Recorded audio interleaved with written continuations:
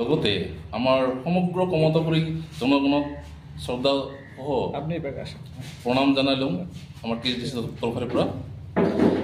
তে আপোনালোকে জানে আমাৰ ভাৰত চৰকাৰে ইতিমধ্যে আমাৰ বিপ্লৱী নেতা তথা KLৰ প্ৰধান জীৱন সিংহ মহাশয় আৰু KLৰ অন্যতম নেতা আমাৰ KLকেন DL কোচ মহাশয়ক ভাৰত চৰকাৰে আমন্ত্ৰণ কৰি আনিছে শান্তি আলোচনাৰ জন্য।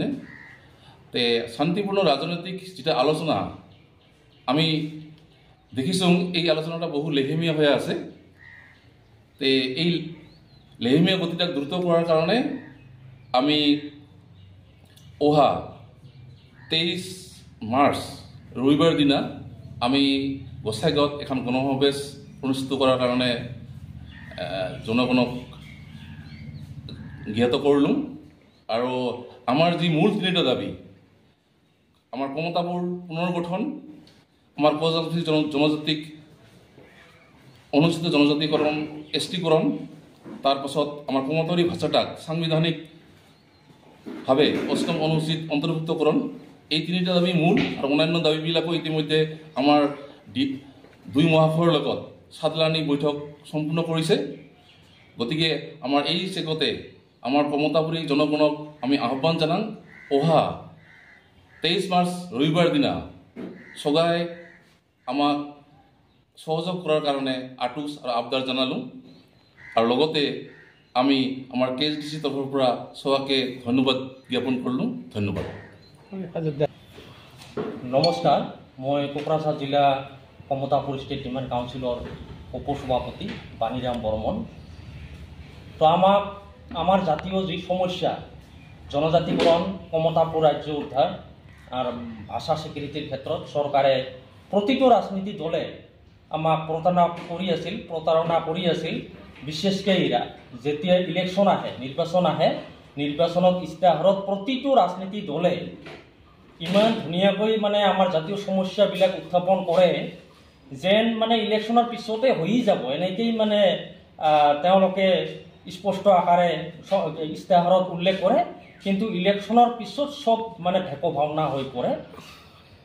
কিন্তু দেখা গৈছে কেতিয়াবা এনেকা হয়, যদি কংগ্ৰেছ চৰকাৰ অসমত থাকে, কেন্দ্ৰত BJP থাকে, ৰাজ্য চৰকাৰে ক'ব যে আমাৰ কৰিবলগীয়াখিনি গোটেই হৈছে, কিন্তু দিল্লীত আমাৰ চৰকাৰ নথকাৰ কাৰণে প্ৰতিবেদন দিলেও তেওঁলোকে কাম নকৰে।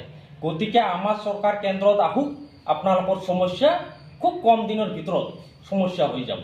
আমি ইতিমধ্যে প্ৰতিবেদন ৰেডি কৰি থৈছোঁ। ঠিক একেধৰণে BJP চৰকাৰো কয় যে আমাৰ ৰাজ্যত বেলেগ চৰকাৰ থকাৰ কাৰণে, কংগ্ৰেছ চৰকাৰ থকাৰ কাৰণে প্ৰতিবেদনটো আমাক কেন্দ্ৰত নিদিয়ে। গতিকে আপোনালোকে আমাক ৰাজ্য চৰকাৰ গঠন কৰাত সহায় কৰক। ৰাজ্য চৰকাৰ গঠন হোৱাৰ লগে লগে আপোনালোকৰ প্ৰতিবেদন ৰাজ্য চৰকাৰে আমাক কেন্দ্ৰত দিব, আমি আপোনালোকৰ কামবিলাক কৰাত ইজি হ'ব, সহজ হ'ব। কিন্তু ইলেকশ্যন পাৰ হোৱাৰ পিছত গোটেইখিনি কথা ভেক ভাওনা হৈ পৰে। কিন্তু দেখা গৈছে যেতিয়া BTC গঠন হৈছিল 2003 চনৰ 10 ফেব্ৰুৱাৰীত, ৰাজ্য চৰকাৰ কংগ্ৰেছৰ আছিল, কেন্দ্ৰত BJP চৰকাৰ আছিল, তাততো আমি কোনো অসুবিধা দেখা নাই। ইয়াত চৰকাৰৰ অৱহেলা আছে, আমাৰ প্ৰতি এটা যি দায়বদ্ধতা থাকিব লাগিছিল সেইখিনি নাই।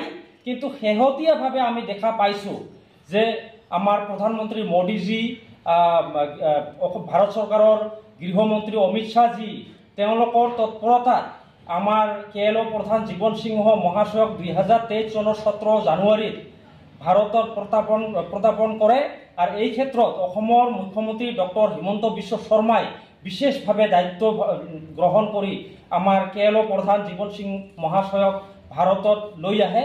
তাৰপিছত KLকেন DL কোচ মহাশয়কো ভাৰতত প্ৰত্যাপন কৰে, তেওঁলোককো যোগাযোগ কৰি আনে। আমি ভাল পাইছোঁ, আমি ধন্যবাদ জনাইছোঁ। যাতে অকল আনি তেওঁলোকক ৰাখিলে নহ'ব, 6 বাৰ আলোচনা কৰিছে বুলি আমি শুনিছোঁ, কিন্তু আলোচনা লেহেমীয়া গতিত চলি আছে। যাতে ক্ষীপ্ৰতাৰে আলোচনা কৰি আমাৰ জাতীয় সমস্যাবোৰ সমাধান কৰে, এই ক্ষেত্ৰত আমি ভাৰত চৰকাৰক, অসম চৰকাৰক অনুৰোধ জনাইছোঁ। তেওঁলোকে যি সন্মান সহকাৰে আমাৰ জাতীয় সংগঠন KLৰ প্ৰধান জীৱন সিং মহাশয় আৰু DL কোচ মহাশয়ক যি ধৰণৰ সন্মান সহকাৰে তেওঁলোকে আনিছে, আমি খুব ভাল পাইছোঁ, তেওঁলোকক অভিনন্দন জনাইছোঁ। কিন্তু বাকী কামখিনিও যাতে তেওঁলোকে খুব ক্ষিপ্ৰতাৰে কৰে, চুক্তিবদ্ধ কৰে, আমাৰ যি কমতাপুৰ ৰাজ্য জনজাতিকৰণ ভাষা স্বীকৃতি এইখিনি যাতে ব্যৱস্থা কৰে। আৰু KLৰ যিবিলাক কেডাৰ আছে, মৃত্যু হ'ল তেওঁলোকৰ পৰিয়ালবোৰক যাতে উচিত সুবিধাখিনি দিয়ে, আৰু যিবিলাক KL যোদ্ধা আছে, কেডাৰ আছে, তেওঁলোককো যাতে সংস্থাপন দিয়ে, এইখিনি আমি অনুৰোধ জনাইছোঁ। আৰু আমি আমাৰ কোচ ৰাজবংশী ৰাইজক আমি অনুৰোধ জনাইছোঁ, আপোনালোকে কেৱল কৈ থাকিলে নহ'ব, হাত সাউতি থাকিলে নহ'ব, আপোনালোকৰ কৰিবলগীয়া বহুত আছে। আমাৰ মিডিয়া ভাইসকলক আমি ধন্যবাদ জনাইছোঁ। মিডিয়া ভাইসকলে যেতিয়া KL প্ৰধান জীৱন সিংহ মহাশয়, DL কোচ মহাশয় ভাৰতত প্ৰদান কৰাৰ আগমুহূৰ্তত তেওঁলোকে বিশেষ এটা ভূমিকা লৈছিল, আমি ধন্যবাদ জনাইছোঁ। কিন্তু আমাৰ ৰাইজৰো বহুত কৰিবলগীয়া আছে। ৰাইজে হাত সাউতি বহি থাকিলে নহ'ব। অহা 23 মাৰ্চত এখন গণসমাৱেশ আমাৰ আয়োজন কৰা হৈছে কোকৰাঝাৰ জিলা কমতাপুৰ ষ্টেট ডিমাণ্ড কাউন্সিলৰ তৰফৰ পৰা।